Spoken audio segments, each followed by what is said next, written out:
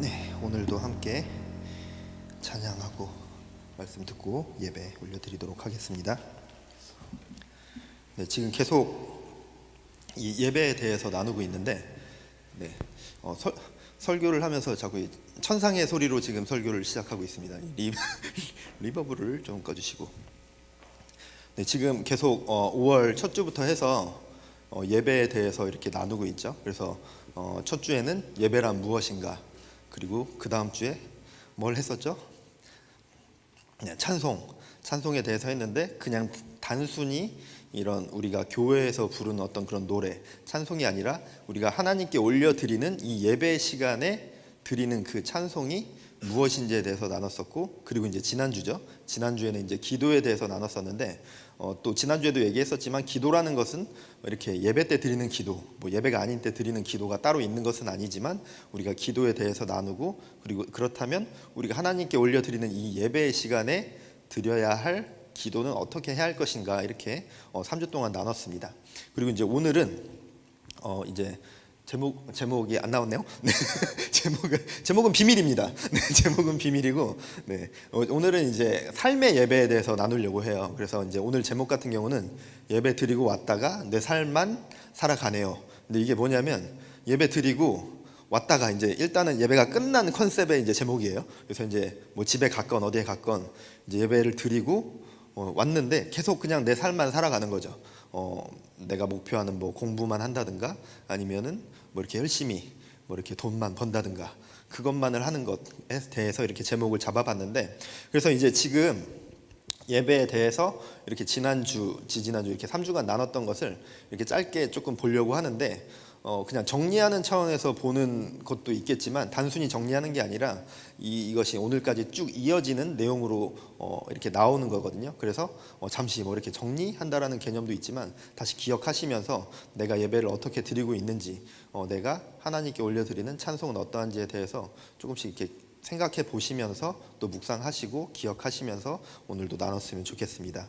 그리고 내가 삶 가운데 어떻게 살아가고 있는지 이렇게 함께 나누도록 할 텐데, 오늘까지가 이 예배에 대한 설교 이제 마지막이고, 다음 주는 이 지하 청년부실에서 우리가 예배를 드릴 거예요. 그래서 청년부실에서 예배를 드릴 텐데, 다음 주 예배는 이렇게 완전 그 어떤 예전적인 그런 예배로 드리게 될 텐데, 조금은 이제 뭐 어색하실 수도 있고, 조금 뭔가 이렇게 좀 이렇게 어색하다는 표현이 가장 맞을 것 같아요. 좀 어색하실 수도 있겠지만, 이런 예전적인 요소들을 우리가 계속해서 나누면서 하나님께 우리가 올려드림이 무엇인지 계속 나눴으면 좋겠습니다. 그리고 이제 6월이 되면서 이제 또 새로운 이제 우리 청년들과 함께 나눌 말씀이 뭐가 있는지 계속 기도하면서 한번 고민해 보도록 하겠습니다. 오늘까지 마지막 예배에 대해서 나눌 텐데, 잘 들어주시고 좀 마음에 새기시고 좀 자신을 돌이켜보는 그런 시간으로 삼았으면 좋겠습니다. 그래서 우리가 뭐지? 어떻게 된 거지? 뭐야? 의도치 않은 효과가 나오네요. 뭘 잘못 건드려서 효과가 나오나 본데? 어쨌든 괜찮네요. 네, 이제 성경에 나오는, 우리가 성경에 기록된 예배의 형태에 대해서 나눴었죠, 첫날. 혹시 뭐 이렇게 첫날 나눴었던 내가 일부러 그러려고 그런 건 아닌데 실수로 내가 이게 설교 내용이 기억난다 하시는 분들도 있을 거예요. 근데 기억하려고 한 건 아닌데 실수로 기억이 나시는 분들도 있겠지만, 어쨌든 성경에 기록된 예배의 형태에서 이제 처음에는 이제 제단의 형태로 예배를 드렸었죠. 제단에 어떤 곡식이나 짐승을 이렇게 불태워서 하나님께 올려드리는, 그래서 하나님께서 그 제사를 흠양해 주시고 예배를 받으시는 그런 예배 형태가 있고, 그리고 나서 이제 성막 예배가 나오죠. 그리고 성막과 성전 예배는 어떤 동일한 형태로 드려지지만 어떤 구조물이 조금 다른, 그래서 이제 성막 예배는 이제 천막으로 이렇게 지어서 그 성막 공간을 구별해서 그곳에서만 하나님께서 예배를 받으셨었는데, 그 성막 예배를 드리면서 그곳에서 제물을 드리면서 우리 죄를 회개하고, 그리고 하나님과의 화목을 위해서 또 예배 드리고, 또 하나님께 감사, 찬양, 경배 드리는 그런 예배들로 올려드렸었습니다. 그리고 이제 초대교회 예배가 이제 또 이제 신약 시대에 오면서 초대교회 예배가 시작이 됐었는데, 그때 이제 초대교회 예배를 이거 뭐지? 뭘 눌러야 이렇게 되는 거지? 초대교회 예배를 드리면서 이제 사도행전 2장 42절 말씀을 보면 이 말씀 가운데 초대교회에서 어떻게 예배를 드렸고 어떤 마음으로 하나님께 올려드렸는지 가장 잘 보여주는 말씀이라고 하면서 나눴었죠. 그래서 그들이 사도의 가르침을 받아 서로 교제하고 떡을 떼며 오로지 기도하기를 힘쓰니라, 이렇게 나오는데, 이 초대교회에서는 사도들이, 그러니까 지금으로 치면은 목회자들이겠죠. 그래서 사도들이 가르침을 받고 그 가르침을 통해서 성도들에게 이렇게 나누고, 근데 그 중에서 이제 중요한 것이 서로 교제하고, 여기에서 이제 이 교제하다라는 것이 코이노니아라는 단어가 쓰여져 있는데, 이 코이노니아라는 뜻이 이렇게 우리가 지금 친교하는 그런 친교라는 느낌의 교제의 의미도 있지만 헌금하다라는 뜻도 이제 포함되어 있는 단어거든요. 그래서 물질적인 것도 함께 나누는, 그래서 성도들 간에 어떤 교제함, 우리가 우리의 삶을 나누고 함께 이제 중보 기도한다라고 하죠. 근데 이제 중보적 기도라고 하기는 해야 되는데 중보적 기도를 나누고 그런 삶을 나누기도 하지만, 단순히 그냥 만나서 이야기 나누고 힘들지 기도할게 이걸로 끝나는 게 아니라 진짜로 물질적인 것들을 통해서도 내가 도울 수 있는 것들을 돕고 실질적인 도움들을 서로 초대교회 안에서 나눴음을 이야기하고 있습니다. 그래서 이 교제한다라는 거, 삶을 나누고 실질적인 도움, 그러니까 물질적인 도움을 주는 것까지도 초대교회에서는 예배로 포함되어지는 그런 성도들 간의 교제로 나눴음을 이렇게 알 수 있습니다. 그리고 이제 이 떡을 떼며라는 게 성찬을 이야기하거든요. 그래서 성찬식, 그래서 성찬식 때는 우리가 뭐 떡을 먹고 포도주를 마시잖아요. 그래서 그리스도의 찢겨진 몸을 우리가 기억하고 기념하고, 또 흘리신 그 예수 그리스도의 보혈의 피를 기억하고 기념하는 그 성찬식을 드리는 것, 그것이 초대교회 예배 때는 빠지지 않고 계속해서 드려졌던 예배의 요소였습니다. 그리고 이제 오로지 기도하기를 힘쓰느니라, 초대교회에서는 계속 함께 기도하는 것에 엄청 힘을 많이 썼습니다. 그래서 같이 모여서 하나님께 자신들의 죄를 회개하고 또 그 죄 가운데서 돌이킬 수 있게끔 하나님께 회개의 기도를 이루고, 그리고 나서 하나님께 감사, 찬양, 경배 올려드리는 그 기도로 나눈 것, 이것이 초대교회의 예배의 모습입니다. 그래서 교제하고, 그러니까 떡을 떼고 기도하는 것, 이것이 초대교회의 예배의 모습을 보여주고 있습니다. 그리고 이제 뭐 기독교 공인 이후, 뭐 종교개혁 이후, 뭐 현대 이렇게 나와 있는데, 성경에 기록된 예배의 형태는 초대교회까지죠. 초대교회까지 성경에 기록되어 있는 예배의 모습을 볼 수 있는데, 이 뒤에 기독교 뭐 공인 이후, 종교개혁 이후, 뭐 현대 예배는 사실은 이제 우리가 드리고 있는 예배의 모습이지만 성경에 기록된 예배는 아니죠. 성경에 기록되어 있진 않죠. 저희가 지금 이렇게 예배하는 게 기록되어 있진 않잖아요. 그래서 이 성경에 기록된 예배와 성경에 기록되지 않은 그 예배의 차이점은, 성경에 기록된 예배의 공통점들은 그 예배의 요소들이 오직 하나님께 올려드림으로만 구성되어 있다는 겁니다.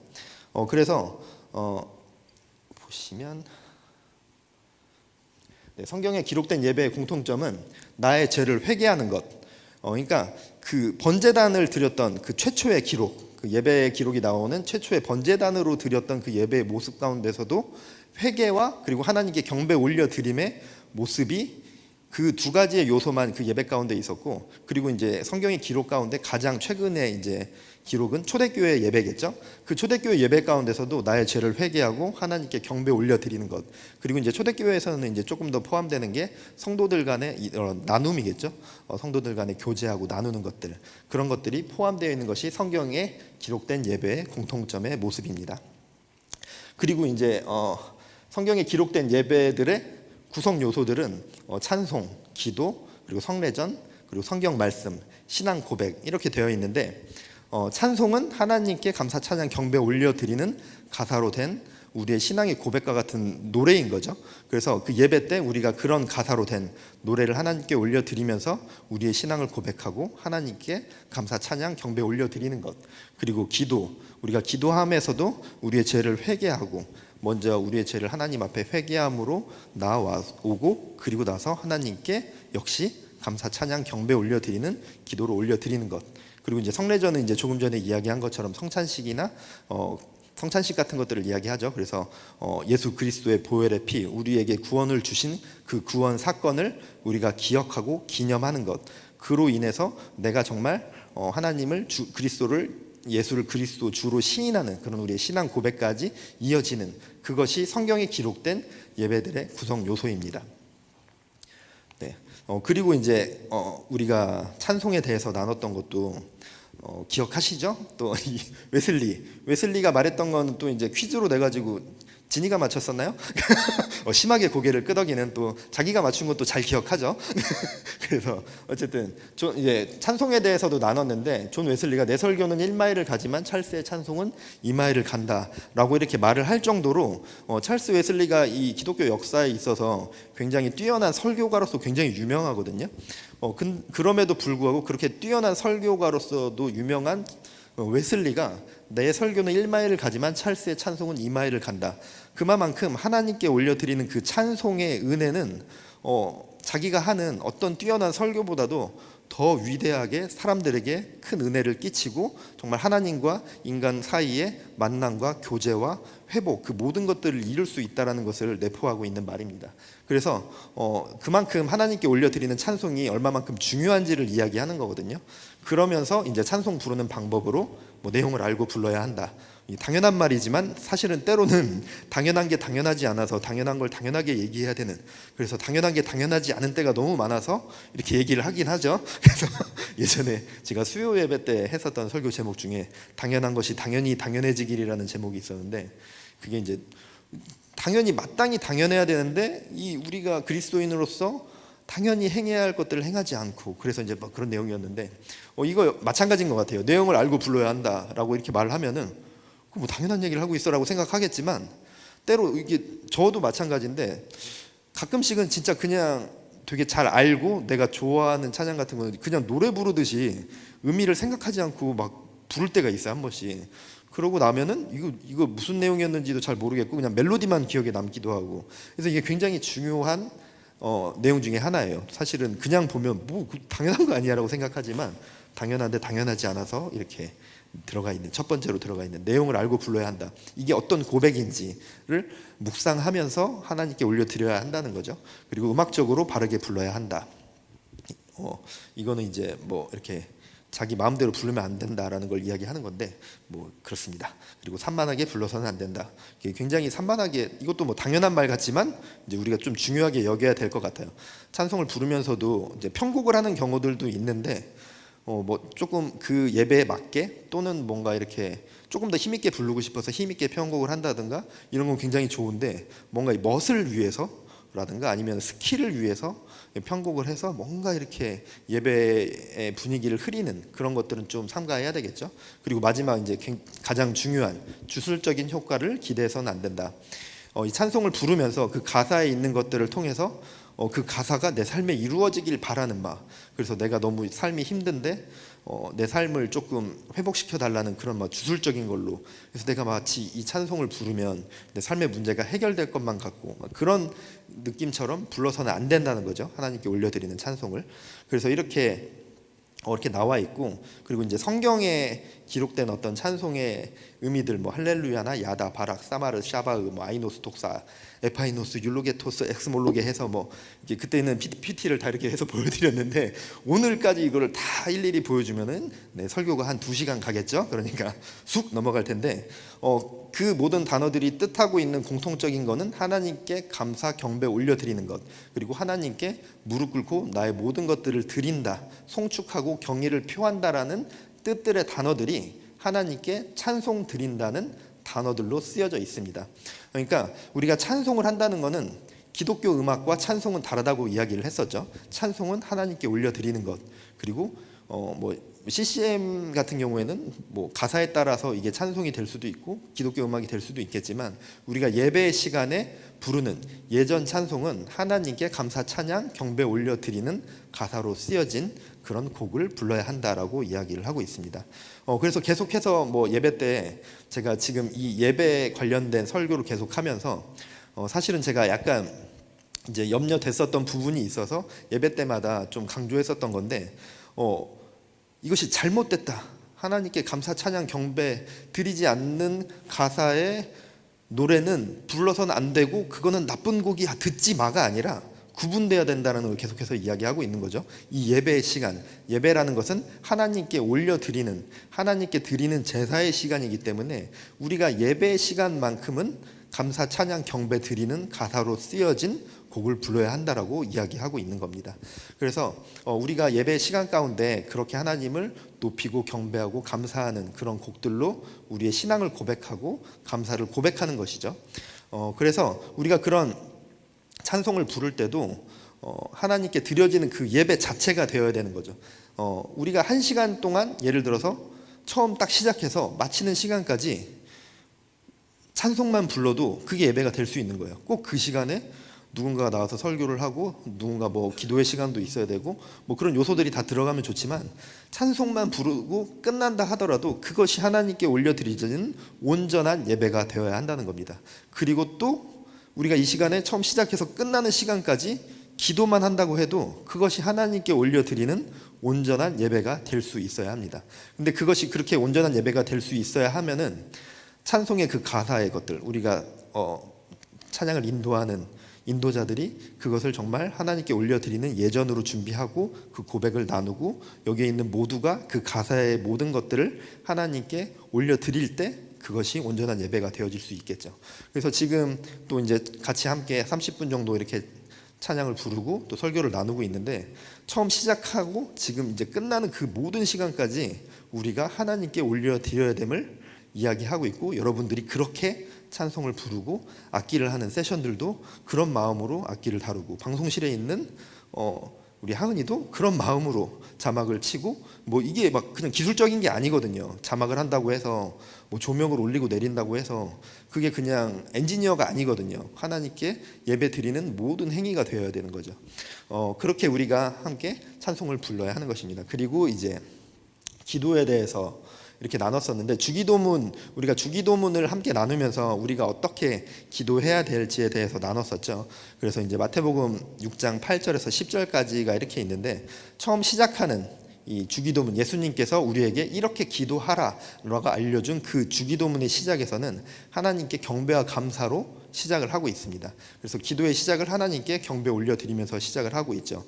그리고 이제 10절을 보면 나라가 임하옵시며라고 나오는데 이 나라가 임하옵시려는 것이 내 삶을 통치해달라는 그런 고백이에요. 내 삶을 하나님께서 통치하여 주시고 나의 삶 가운데 하나님의 나라가 임하게 하여 주시옵소서. 그러니까 나의 삶에 하나님의 나라가 임하여 달라는 것이 내가 하나님의 나라에서 살아갈 수 있도록 인도해 주십시오. 내 삶의 모든 것이 하나님의 통치하에 있을 수 있도록 인도해 주십시오라는 그런 기도입니다.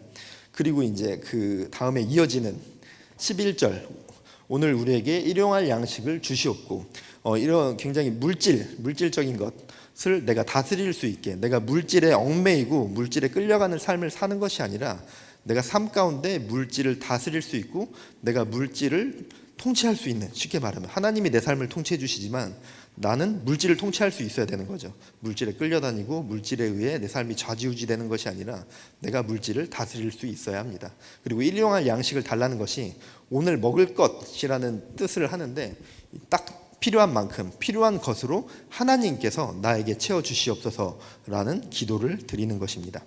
그리고 그 다음에 이제 우리가 우리에게 죄 지은 자를 사하여 준 것 같이 우리 죄를 사하여 주시옵고 인간과 인간 사이의 관계에 대해서 기도를 하는 것인데 나의 죄를 하나님께 이제 회개 드리는 그런 기도를 해서 온전한 회개를 이루어야 함을 이야기하고 또 내가 받은 그 회개, 내가 하나님께서 나를 용서하신 것이 그냥 나로 끝나는 것이 아니라 그 용서함을 통해서 내가 그 용서를 배우고 그 용서를 내가 이룰 수 있게 해달라는 그런 기도입니다.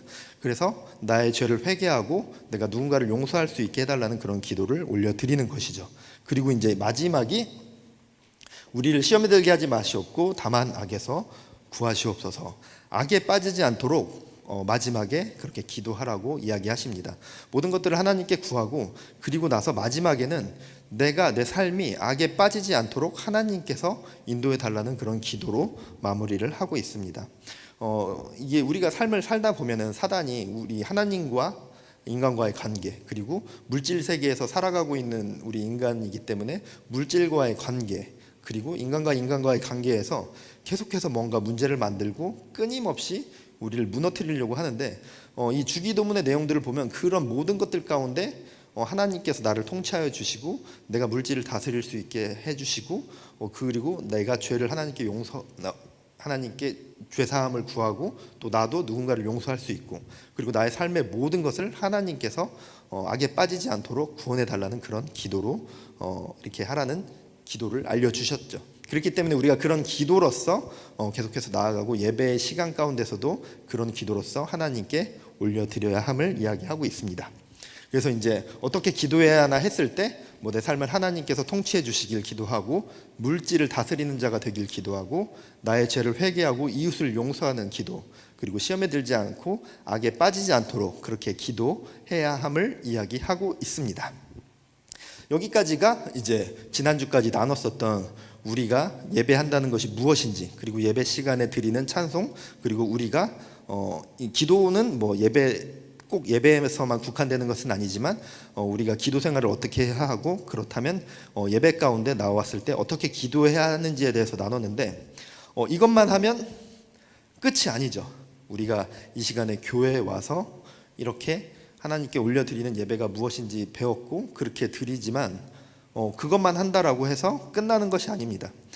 교회에 나와서 이 자리에서 드리는 이것이 우리가 하나님께 올려드리는 예배 드림이 맞지만 예배의 완성을 이루지는 못합니다.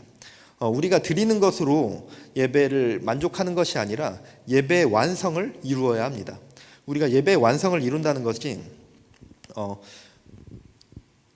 다른 특별한 무언가가 더 추가되거나 무언가 특별한 것을 하는 것이 아니라, 우리가 드린 이 예배 시간에 드렸던 그 예배의 모습처럼 삶 가운데서도 동일하게 살아가야 하는 것입니다. 그게 무슨 말이냐?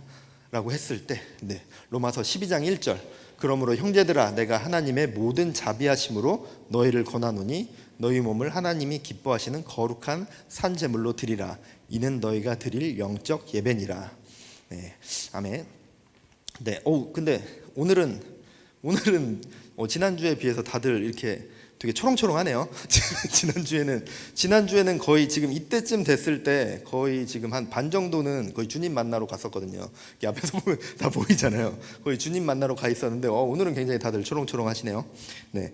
그래서 이게 무슨 말이냐면은 로마서 1장에서 11장까지의 내용은 약간 많이 들어보셨겠지만 교리적인 내용들이 많이 있어요. 그러니까 우리가 구원이란 무엇인지, 우리가 받은 구원은 어떻게 받았는지, 그리고 그리스도인으로서 구원받은 자로서 어떻게 살아가야 되는지에서 나와 있는데 12장부터는 그렇게 그것에 대해서 들었고 그것에 대해서 어떻게 실천할지, 그리고 그런 실천함으로 살아가야 함을 이야기하고 있습니다. 그래서 12장 첫 시작에 그러므로 형제들아 권하노니 이는 너희가 드릴 영적 예배다라고 이렇게 이제 나오고 있는데, 이 말이 그 앞에 나오고 있는 너희 몸을 하나님이 기뻐하시는 거룩한 산 제물로 드리라라는 이 한 절에 이것만을 꾸며주는 것이 아니라 1장에서 11장 전체를 이야기하는 거예요.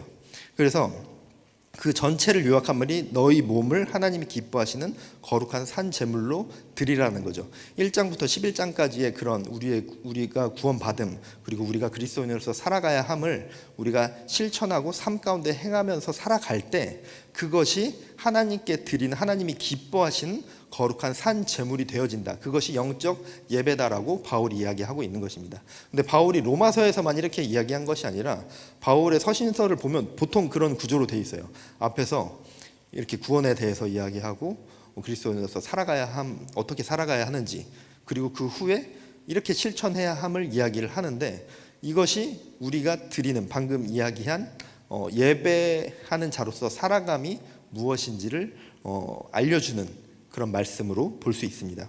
그러니까 우리가 하나님의 말씀을 듣고 실천하고 행동하는 것, 흔히 되게 잘 표현하는 걸로 예배하는 삶으로 살아간다고 하죠. 그러니까 예배자로서 살아가는 것에 대해서 이야기하는데, 예배자의 삶 이렇게 표현을 하는데, 그런 예배하는 삶으로 살아가는 것, 그것이 우리가 드려야 할 예배의 완성의 모습인데, 그런 예배 완성하는 삶으로 살아간다는 것, 그럼 어떻게 해야 우리가 그런 예배하는 삶으로 살아갈 수 있느냐라고 이야기했을 때 아까 이야기한 것처럼 우리가 예배 때 지금 예배 요소에 대해서도 이렇게 나눈 거죠.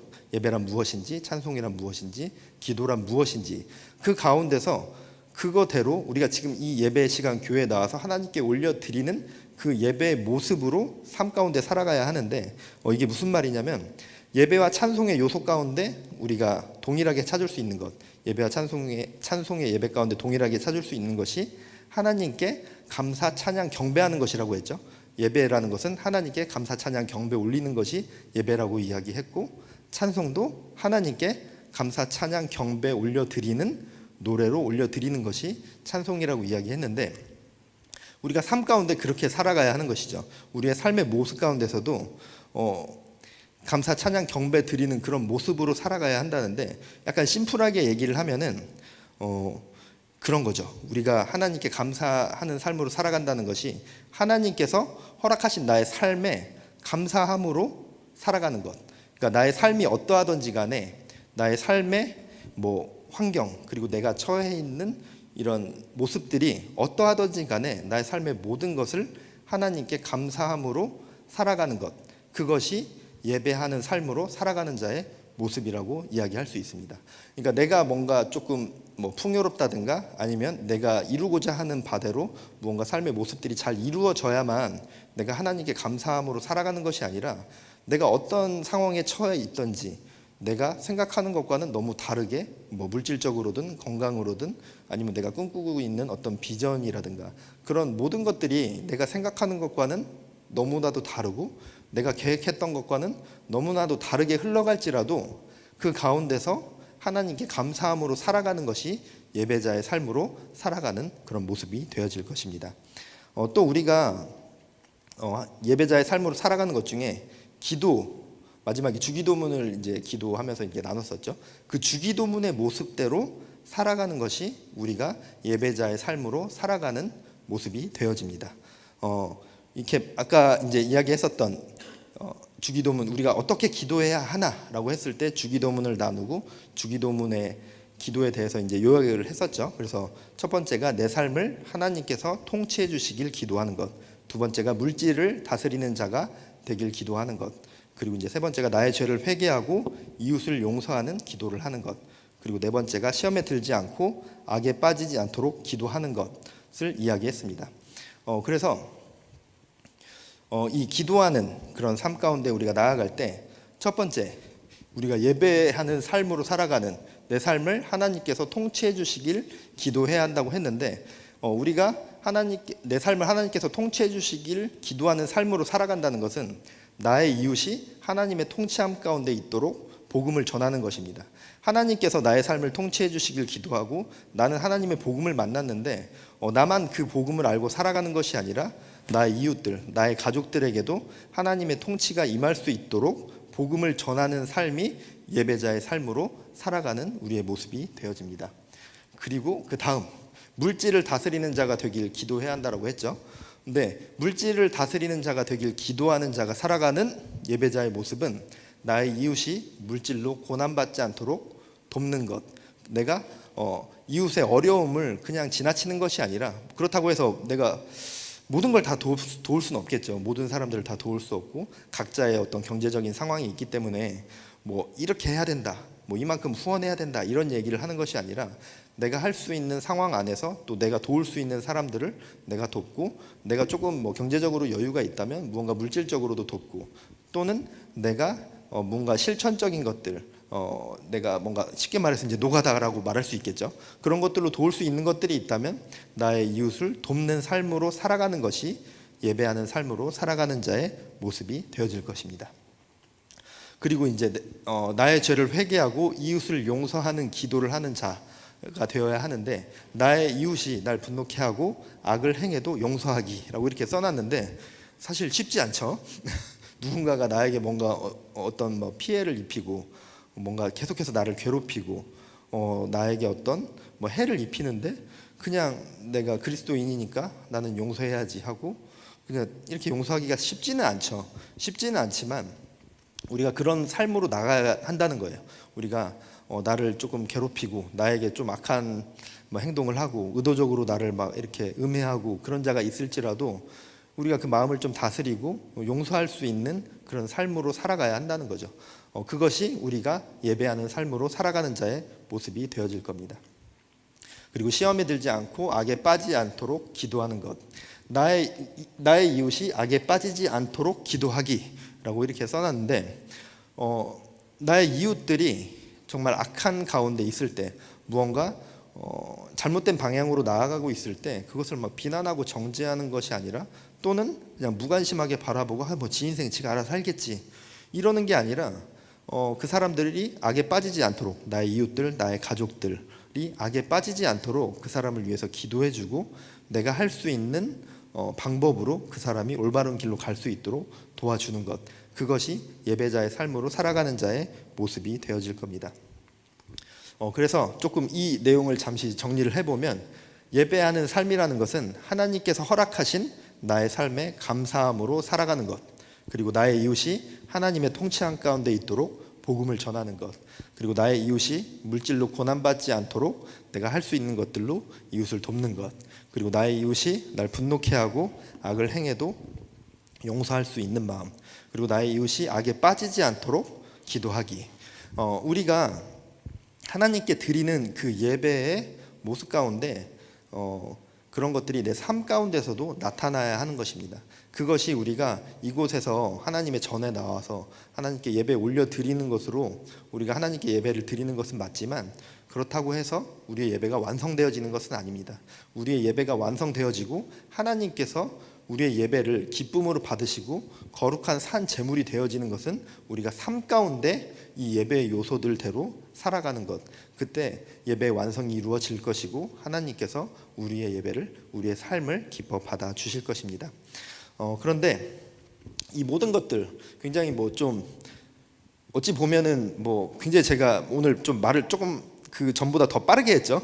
좀 전달할 게 많다 보니까 좀 말을 빠르게 했는데, 사실 이거를 막 다 기억하고 그래 이렇게 행동하고 하면 좋겠죠. 그리고 우리가 이렇게 살아가려고 노력해야 하는데, 이 모든 것들을 이루기 위한 것은 사실은 단 하나밖에 없는 것 같습니다. 우리가 하나님을 사랑하고 이웃을 사랑하는 것.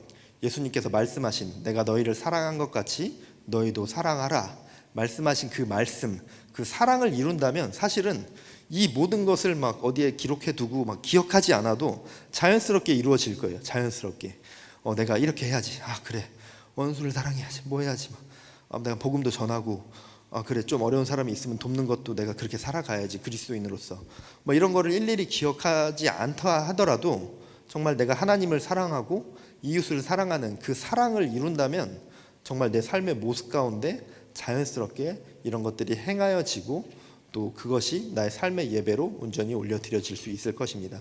그래서 우리가 오늘 나눈 이 말씀들, 그리고 이제 지금 한 달간 계속 나눴던 예배에 대해서, 그리고 삶의 예배에 대해서 나눴는데, 이런 하나하나 조금 다 묵상해 보시고 기도하시고 기억하시면서 삶 가운데 살아가셨으면 좋겠고, 그리고 나는 어떻게 예배 드리고 있었는지, 그리고 예배 드리고 내 삶의 자리로 갔을 때 나는 어떤 모습으로 내 삶을 살아가고 있는지 잠시 기억해 보시고, 또 나를 돌아보시면서 삶의 예배를 완성하시고 하나님 전에 나와 하나님께 올려드리는 이 예배도 완성하시는 그런 정말 하나님께 기쁨이 되는 그런 예배자들이 됐으면 좋겠습니다.